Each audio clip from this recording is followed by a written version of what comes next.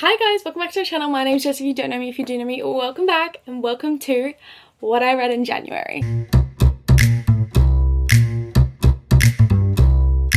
This is my full reading wrap up for the month of January. Now let me tell you, January was a good month. Obviously this will be probably my best month, hopefully. I do just as good in the next coming months, but unfortunately I am back to work full time, which means that I don't have as much free time to just be sitting at home reading all the time, but I do like to read on my lunch break and on my way to and from work. So I do that, and I also read most nights. I try to at least. Plus, I get a good amount of reading in on the weekend. Here is my ungodly stack of books. Full.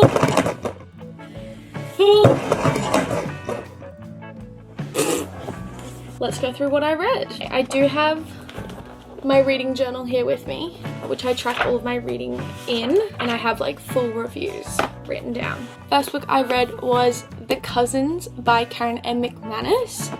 It was a little slow paced, but it was full of drama. It was my short review. I did give this a 3.5 stars. Let's get my full review though. It just felt like it took a long time to get to the final scene, which was my issue. Oh, this is gonna be full of spoilers, by the way. This whole video will be full of like small spoilers, I think. But everyone seeing Millie kiss who they thought was her cousin. Oh, that was so uncomfy to watch. So fucking uncomfy to watch. Oh my god. The ending did take such a dramatic turn though. I was not expecting the turns and twists that the ending had. But I just could not get over the fact that she kissed her cousin. And no, it wasn't her cousin. And they'd both established that they weren't cousins. But the fact that everyone thought that they were cousins is fucked. And they did it at a public event. In my little diary, I keep saying diary, in my journal, it does have a spot for like a scene worth recording. So my scene was on page 289. And it's the grandma going, lovely picture, isn't it? And then Millie, I spin to see Gran, or whoever she is, standing in the doorway. At first, all I take in is that for once she isn't dressed to the nines or wearing gloves. Then I notice the small pearl-handled pistol in one of her hands. It's so pretty, it almost doesn't look... Oh, it's real, and it's loaded, she says. Honestly, can't hate her for that, because that's iconic. What a queen. What a fucking queen. Next book was In Your Dreams by Sarah Adams. Also, I forgot to say, I read 15 books in January, so honestly, oh my god, nothing will ever top this book for me in romance. Holy. He is just a dream man. Dream fucking man. The like banter that they've always had in all books. This was like, it had so much lead up in the other books as well, where you were like, oh, those two. They had so much banter, and then the yearning. Oh, the yearning. I can't handle it. My comments for this, obviously I gave this a 6 stars because it was just so good. It was so good. I love an easy to read rom-com. I'm really not in my romance era. Really not. So reading one like this would made it like be like, oh, I could get back into it, but I'm not. I'm not at the moment. I can't do it. Sue me. But my thoughts on this was dream man, dream man, dream man. Like, this is literally my dream man. Like, if someone could be this man, for me, that would be great. I think requirements for my future husband is he has to read this book and then be this person. And that's it. Just also the fact that he had banter, a soft spot for her, would do anything to protect her, a farmer, tanned, and muscles. The fact that he was like so ready to like, oh, I just can't. He's just like tanned, muscly, tall, farmer, and then he's like, I'll kill them when she says someone did her dirty. Like, not even have to be that dirty. He's like, give me their address, I'm gonna hunt them down. And then she's like, I need a job, and he's like, I'll make a job. I will make a job for you. He's like, oh, you want to be a chef? Let me just add a whole kitchen and restaurant to my farm so that you can work there. So that you can come back home and be with me. And actually, let me build a cottage for you. Let me build a whole ass cottage on my farm so you don't feel pressure to have to sleep in my house because you don't have somewhere to stay. So let me just build you a house. Anyways, I'm unwell from how good that was. Also, my scene worth recording is his brother talking to him, and he goes, again, nothing bad did happen. You got the girl and she got some pretty flowers and then whole entire restaurant out of the situation. So no big deal, right? Wrong. Bam! I punch him in the face. King, I don't condone violence, but I'm not gonna say no to that kind of violence. That sounds bad, but anyways. Book 3 was Death Dance by Linda Fairstein. This is like a 20-book series. I know I've spoken about it before. It's just like, she's a lawyer, there's 2 detectives, she's the narrator. It's very much Law and Order, and I love them. And I'm starting, this is book 6? No, book 8, I think. I had a lot to say about this one. Yeah, I had some feelings. I had some serious feelings. So I gave this a 4 stars, but here are my thoughts. Why was Mike, the main homicide detective, who has clearly been in love with her for so long, why was Mike, why did I keep saying Meg? Why was Mike rage baiting so motherfucking hard? Like, what do you mean he's giving Alex shit for not having a man when the love of her life legit only died like 6 years ago while she was waiting for him at the altar?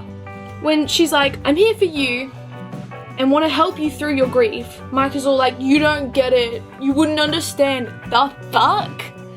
The fuck? No one would understand more. Literally no one would understand more than she would, because she's trying so hard to help him through this, which would probably be reopening the wounds of her past, but she's the person that would get it the most because she literally went through it on a bigger scale, because she was literally waiting at the altar like her fiance died driving to the wedding. But you're out here trying to shut her down and shut her out specifically, like he's like letting other people into his life and like letting them back and talking to other people, but won't talk to her. Like he's shutting her specifically out and making snarky comments. Bitch, who do you think you are? I'm very invested in this series, as you can tell, and I'm very passionate about it. But then, in the same book, right, he's doing all of that, but then there'll be a moment and you're like, oh, so you are severely in love with her, and that's why, because you're so scared of the fact that you're in love with her. My scene worth recording is, in brackets, someone tried to snatch her in a stairwell, in her stairwell of her building, right? And she goes, you believe me there was a man after me, right? And he said, I believe you if you told me you saw a UFO, kid. I'm not the enemy here. Mike said, steering me back to the living room, to the sofa to sit down. Screaming, crying, throwing up, that's everything. Like, he's literally like, you could tell me aliens exist and I would believe you because I believe everything you say and I love you. That's basically what he said. Basically, that's what he was thinking.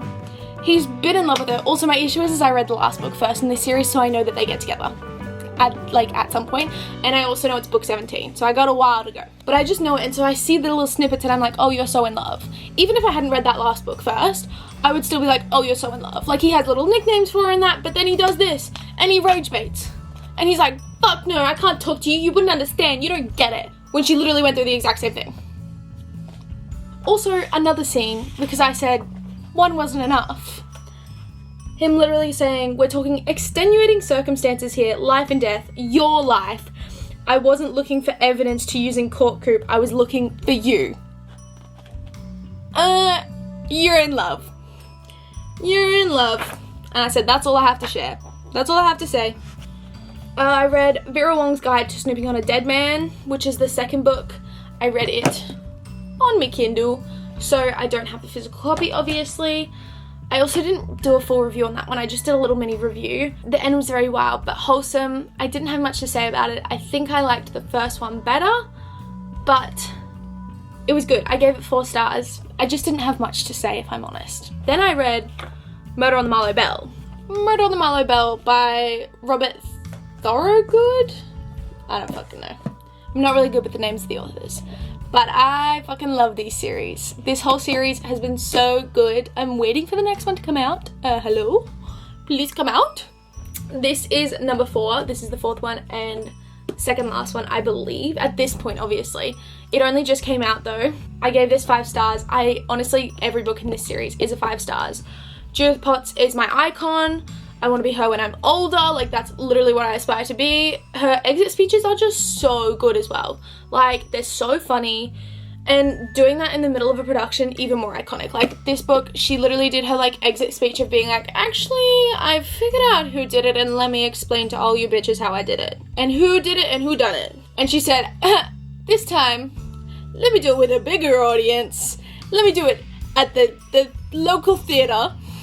She said, I'm on stage, I got my chance. The way they led into the next book as well, oh no, that was criminal. Left me on such a cliffhanger. Like, I feel like the other books didn't have like cliffhangers leading into the next book, but this one did. This one so did. But my scene worth recording is this like person, the setting is she's in the auditorium, she's on stage, she's cut mid-scene to do her big explanation of how things happened. And this guy stands up and he goes, I think you'll find it's impossible to fire a pistol after it's been submerged in water.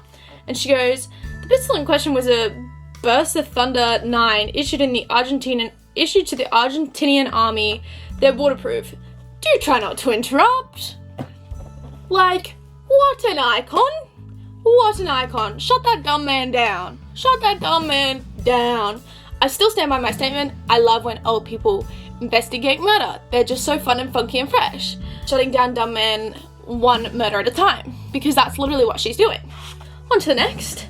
This is going to be a long ass video. Next book was Bad Blood by Linda Fairstein. I read the next book in the series. This is book 9. Now this is where my reading of this series ended for the month because I do not have the next book in the series yet. But I have politely asked my mummy to get it for me for my birthday. So hopefully I will have the next books in the series for my birthday. And then I'll be able to read them in April. This is book 9. I gave this 5 stars. I really liked this one. Mike had major character development since the last book. He clearly gotten over himself. Also the contrast between the last book the last line of book 7, so not the one that I just read, but the one before that, and where Mercer says to Alex, let the man go, Alex, just let the man go, talking about Mike, like seeing like let him go, to the final words of this book, which is my scene to remember, to record. I also love that both of the main cases in this book were heavily like interconnected. It was very well written and thought out, so I really liked that because each book has like at least 2 cases going on, but normally they don't connect and end up being like the same people involved in all of the cases. So I really liked this one, like had everything connected, right?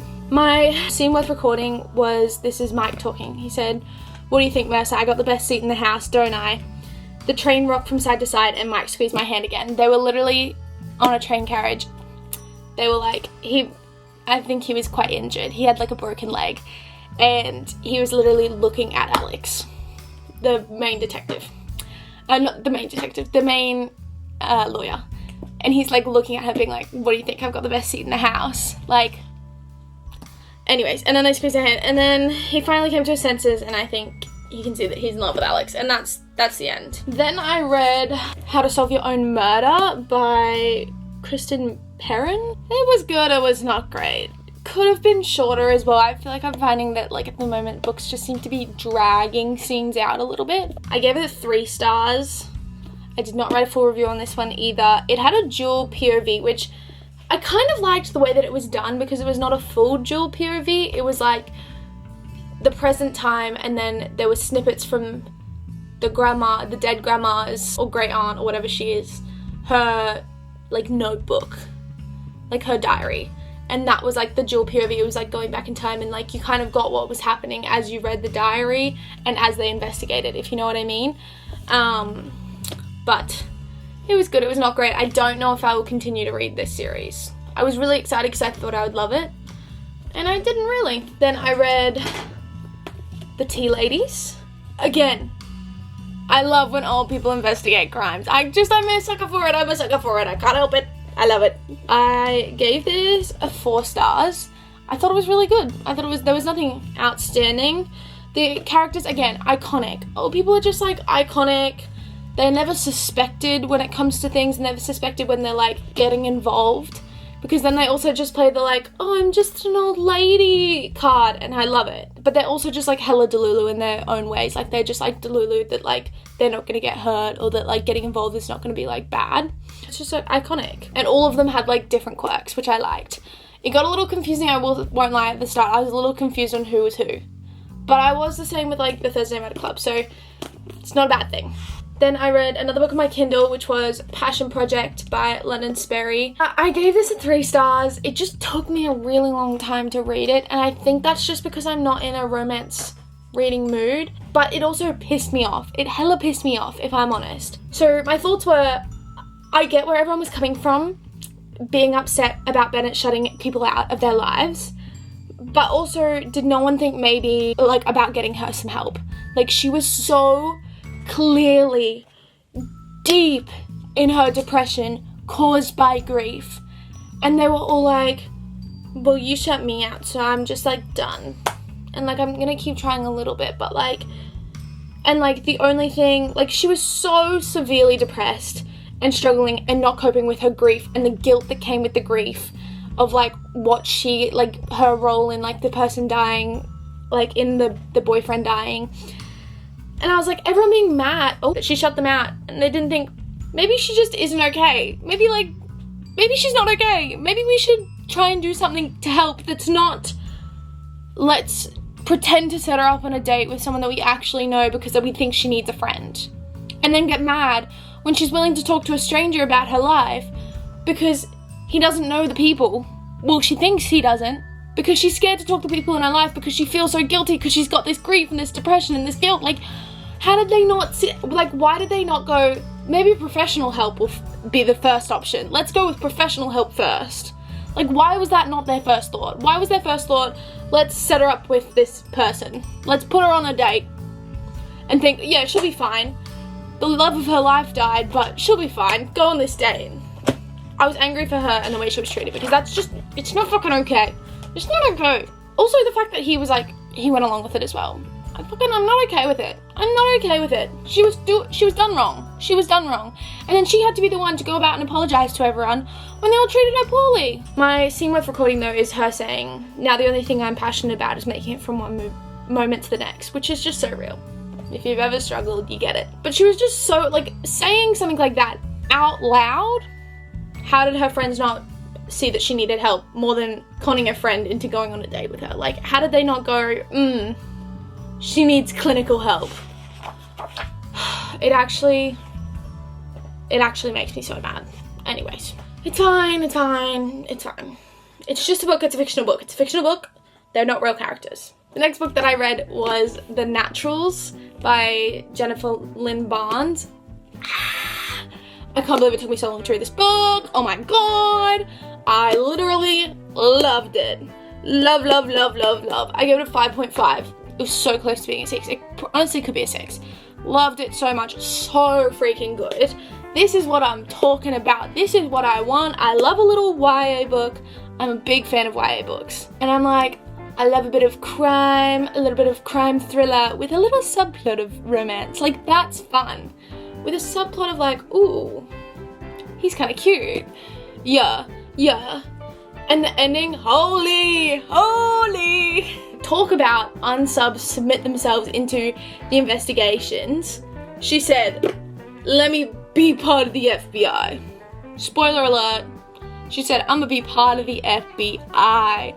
Also, I just love, it's so Criminal Minds coded. It's so Criminal Minds coded, and I love Criminal Minds so much. Also, the fact that they still don't know who the OG killer was, crazy. Crazy times.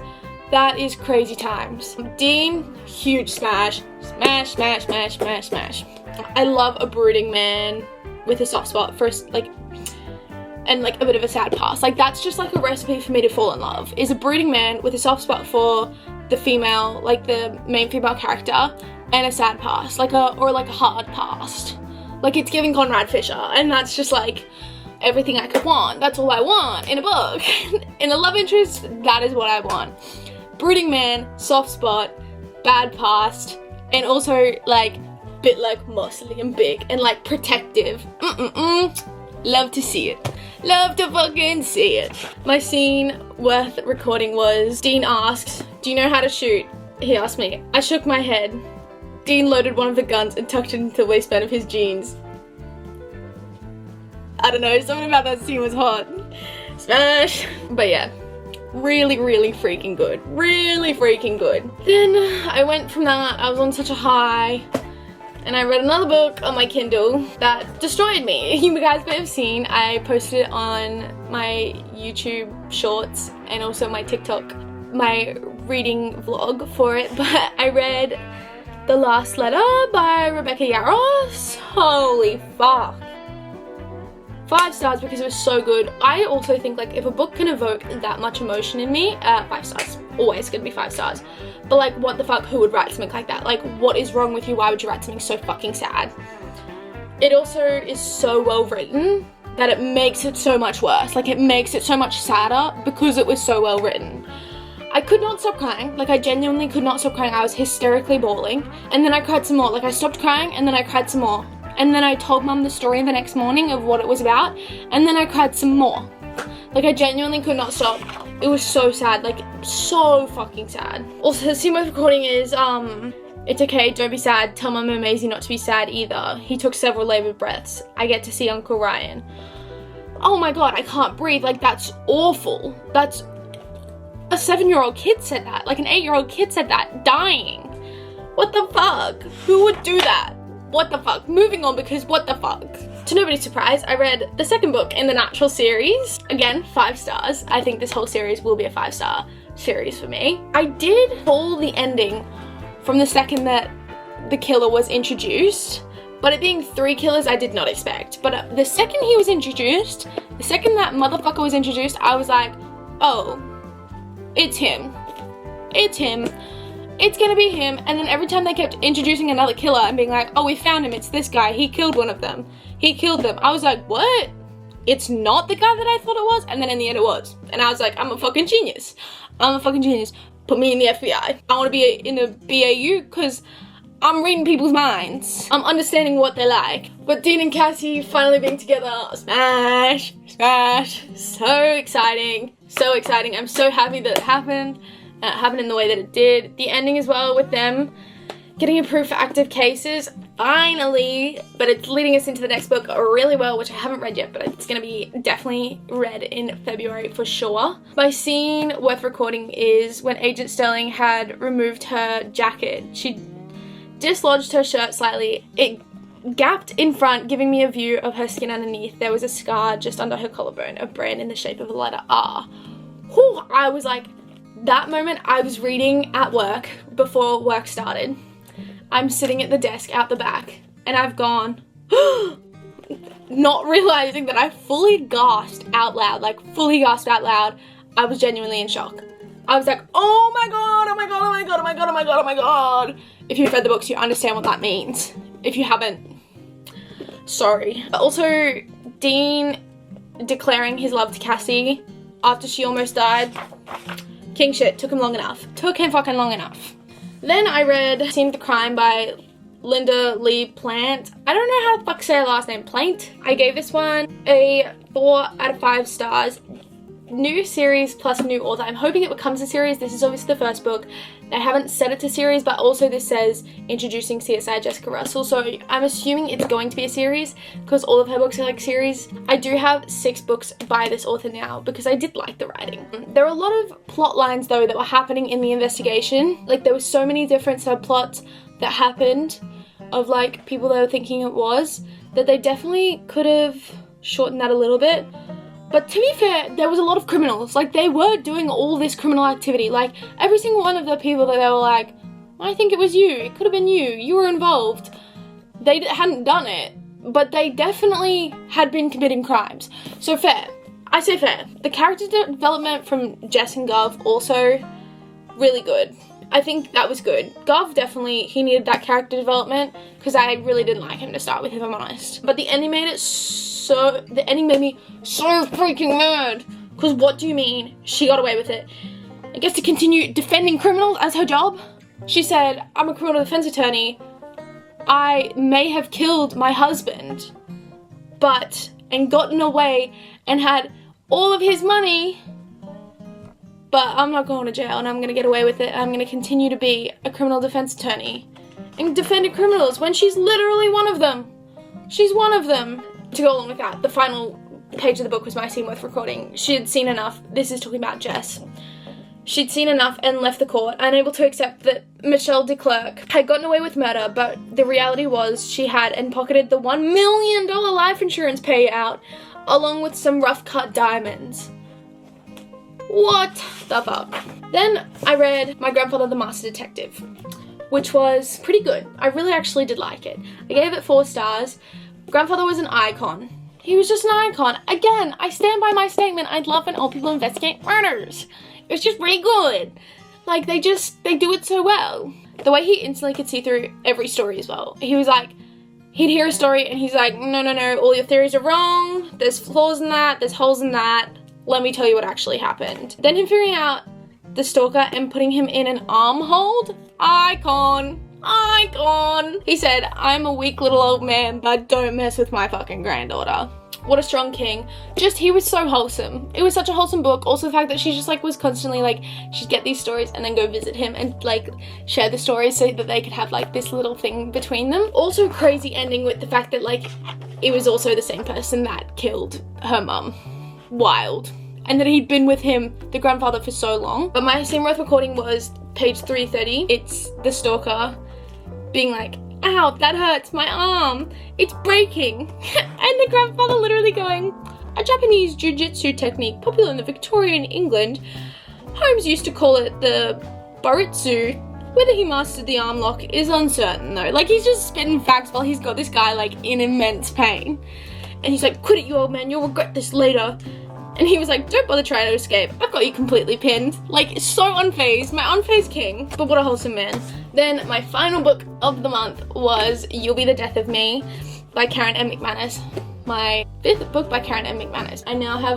I just bought another book by her, so I have that on my shelf. And I think there's one more. Or possibly 2 more that are all standalones. I gave it 3 stars. It wasn't great to me. It was good. I liked the ending, for sure. But 300 pages for one day is wild.